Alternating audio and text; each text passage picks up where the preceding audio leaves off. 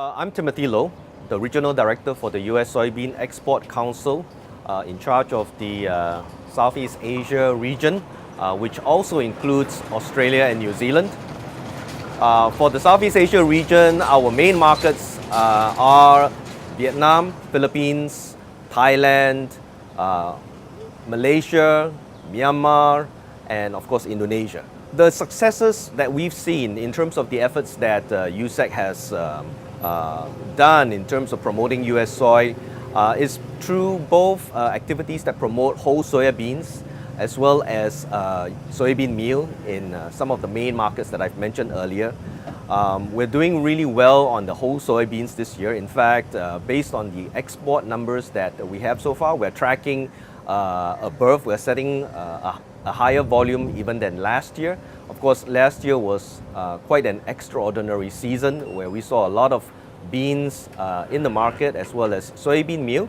But the success with US soybeans coming into this part of the world has been that we've been moving a lot of beans both into the food and the feed side. On the bean side of the equation, I think we have a very good, firm foothold in the Malaysian market.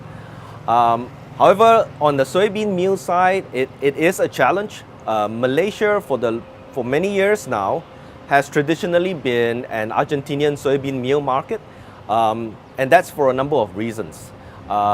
First of all, Malaysia imports almost all of its feed ingredients, and so it is very sensitive to price. And when they look at Argentinian meal, that's what they see. They see a cheap enough product that meets their minimum standards. On the soybean meal front, we do see a lot of potential for us to continue to build on this.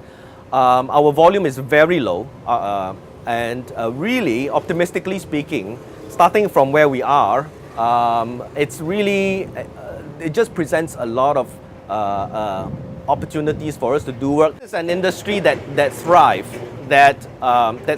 on a clear and transparent market. When uncertainty creeps in, that's when we see fluctuations in the market. We see restraint in the market. They're not sure when they want to go out to buy, or are they going to hold back? Who's going to be doing? And that uncertainty it just doesn't lend itself well in the type of work that we want to do. We want to sell US. The US has plenty of beans to sell, and if we have a very clear message on where the market is heading, we strongly believe that we're able to move that volume from the US to our destination markets. I hope for a clear process. I do hope for a quick resolution. But at the end, I do understand that there is so much more involved that I'm not aware of.